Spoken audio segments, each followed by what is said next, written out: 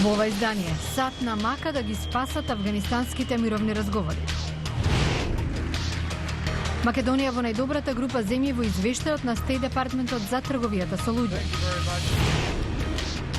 Бројот на пчели во опаѓање, индикација за поголемо загадување на животната средина. Добро вечер, ова е ТВ журналот News Flash на гласот на Америка на македонски јазик, а со вас во наредните 10 минути ќе биде Јулија Велковска. Виши американски дипломати се обидуваат да ги спасат мировните разговори со Талибан по острото противење на афганистанската влада. Според Стејт Департментот, државниот секретар Џон Кери за ова на два пати разговарал со афганистанскиот президент Хамид Карзаи. Прелиминарните преговори меѓу САД и Талибан се очекуваше да започнат денеска во Катар, но во моментов тие се неизвестни. Хамид Карзаи, незадоволен од отварањето на политичка канцеларија на Талибан неделава во Доха, ги откажал разговорите со Вашингтон околу безбедносниот договор откако НАТО силите ќе се повлечат во 2014 година. Официјален Кабул додаде дека одлуката на САД за формален состанок со милитантите надвор од Афганистан ја омаловажува улогата на афганистанската влада.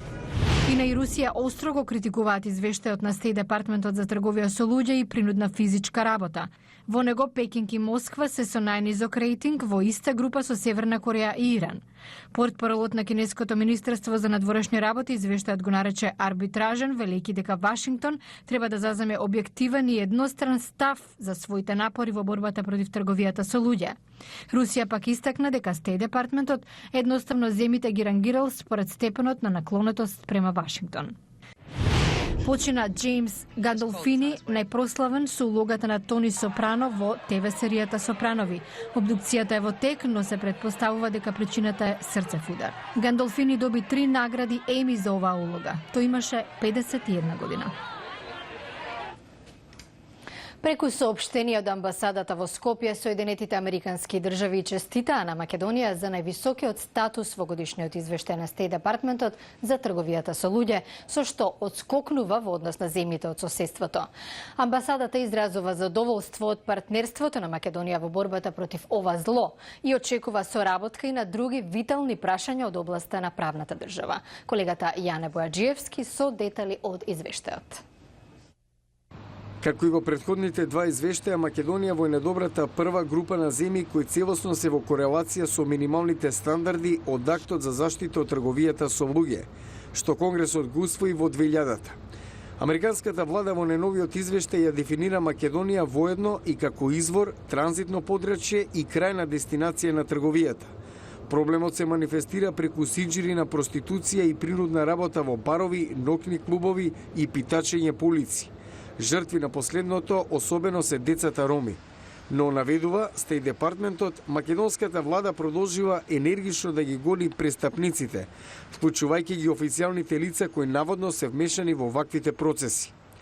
Меѓу забелешките е дека владата не е доволно ефикасна во детекцијата на евентуалните жртви за време на полициските рации по баровите и ноќните клубови, дека властите не ги користат услугите на обучените социјални работници и невладините организации и дека рапидно вршат контрола на мигранти во притвор, без поддршка за оние кои се жртви.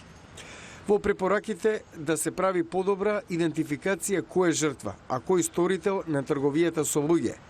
Земјите од соседството Косово, Хрватска, Србија, Бугарија, Босна и Херцеговина и Грција се едно скалило подолу во втората група на оние кои не ги исполниле минималните стандарди, но прават значителни напори за нивно исполнување во борбата против трговијата со луѓе. Албанија се наоѓа во меѓукатегорија, втора група на листа на наблюдување земји кај кои ситуацијата се влошува. Во третата група спаѓаат земјите кои не ги исполнуваат ниту минималните стандарди и кои не прават позначени напори за сузбивање на трговијата со луѓе. Пентагон планира илјадници воени позиции за жени до 2016 година, што досега беа резервирани само за мажи. Прилогот е на Златица Хоук. Се поголем број американски жени се приклучуваат на армијата на најразлични задачи. Во војните во Ирак и Авганистан беа поблизу од кога и да е досега до првите борбени линии, а многумини ја платија најскапата цена, давајќи го животот. Пентагон сега најавува дека за 1 до 2 години жените би можеле да станат дел од елитните борбени единици, како армиските ренџерс и морнаричките силс. Армискиот генерал Хауард Бромберг изјави дека армијата ќе изврши преоценување на сите позиции со неутрален пристап во однос на полот. Стандардот ќе биде ист и за машките и за женските војници. Најлошото што може да го направиме е да го промениме стандардот, без оглед дали се работи за воен лекар или пешадиец. Армиски лица подлекуваат дека ќе ја достават финалната препорака до секретарот за одбрана по внимателна анализа на тестови за издржливост и кај мажите и кај жените, како и за улогата во мали елитни единици за специјални намени. Генерал мајорот Бенет Саколик повеќе го загрижува културната интеграција на жените во тие единици, отколку нивната способност за специјалните операции.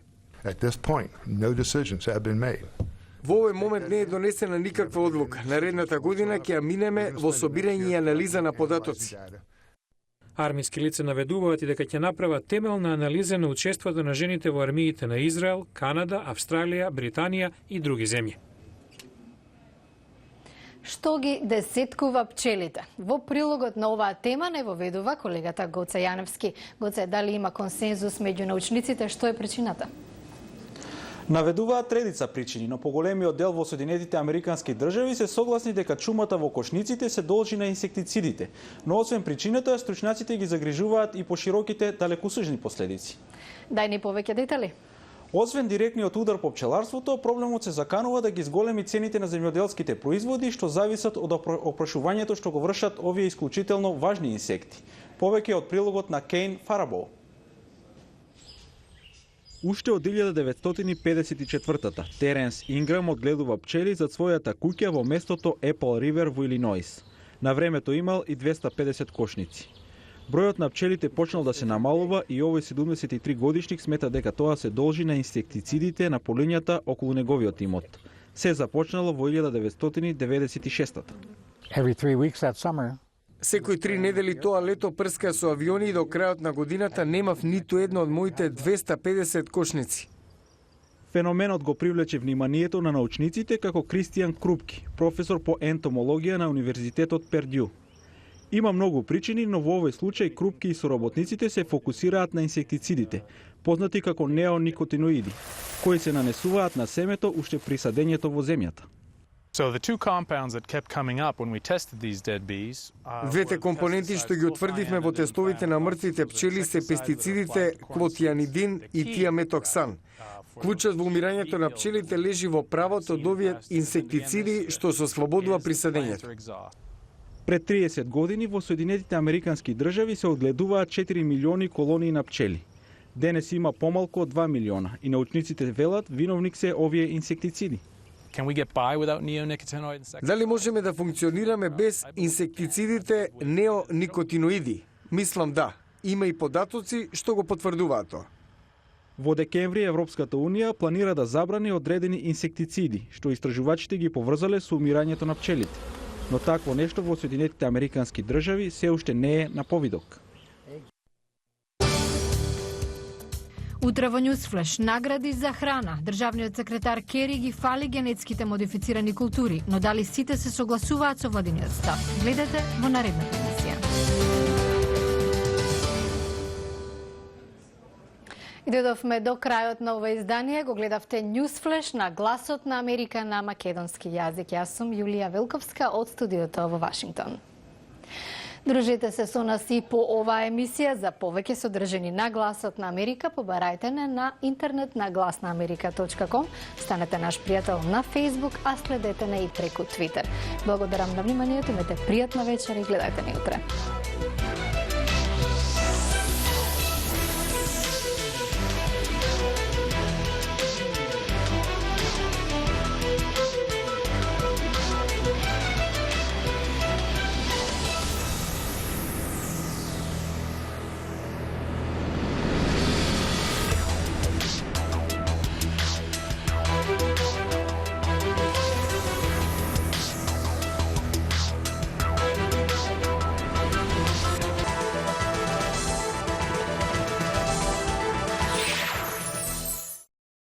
With sugar, America's ethanol industry is getting a little sweeter. This facility is not located in Brazil, Colombia, or somewhere in South Africa. This location is devastated Louisiana, where Hurricanes Katrina and Rita caused serious damage to the agricultural industry. In this unexpected location, here is the first commercial sucrose to ethanol plant in the United States. Randall Johnson, spokesperson for Louisiana Green Fuels, says that the new sucrose-based ethanol industry is revitalizing the state in a green way. Our goal is to produce ethanol at 4 locations in Louisiana, following the South American model of ethanol production from a renewable resource and a resource that has a limited impact on the food